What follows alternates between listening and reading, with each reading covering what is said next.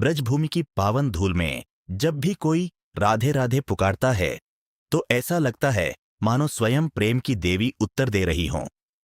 उस पुकार में एक अद्भुत मिठास होती है, एक ऐसा भाव होता है जो सीधे हृदय को छू लेता है।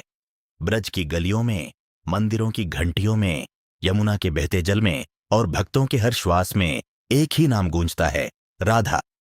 और उसी नाम के साथ जुड़ा है एक और दिव्य नाम, कृष्ण।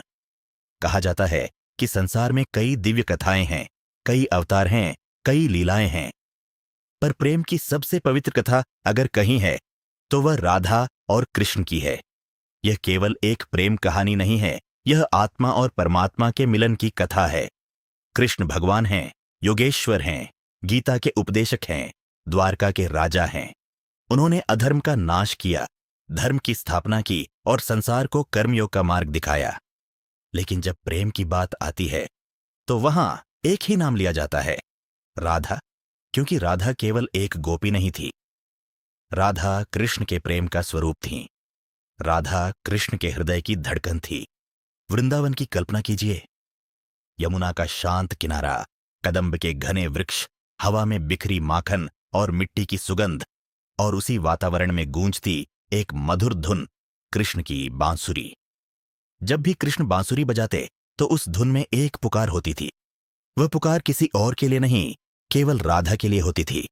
और जैसे ही वह धुन राधा के कानों तक पहुंचती, उनका हृदय कृष्ण की ओर खिंच जाता।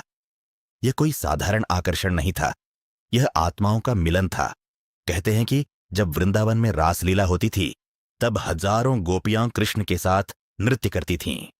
हर गोपी को ऐसा लगता था कि कृष्ण केवल उनके साथ है, पर उस दिव्य रास का केंद्र केवल एक थी, राधा।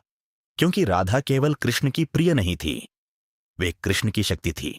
एक बार ऐसा भी हुआ कि रास के दौरान राधा रानी कृष्ण से रुष्ट हो गई। उन्हें लगा कि कृष्ण सभी गोपियों को समान प्रेम देते हैं।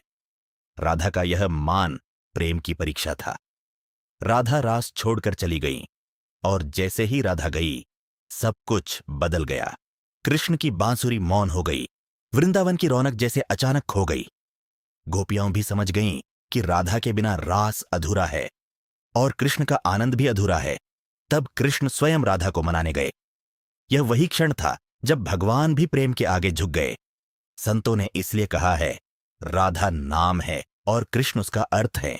अगर कृष्ण सागर हैं तो राधा उसकी लहर है।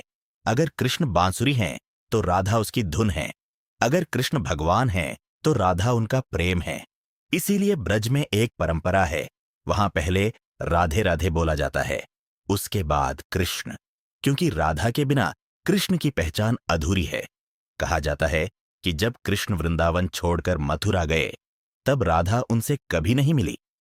लेकिन इसका अर्थ यह नहीं कि उनका प्रेम समाप्त हो गया। वास्तव में वहीं से उनका प्रेम और भी गहरा हो गया।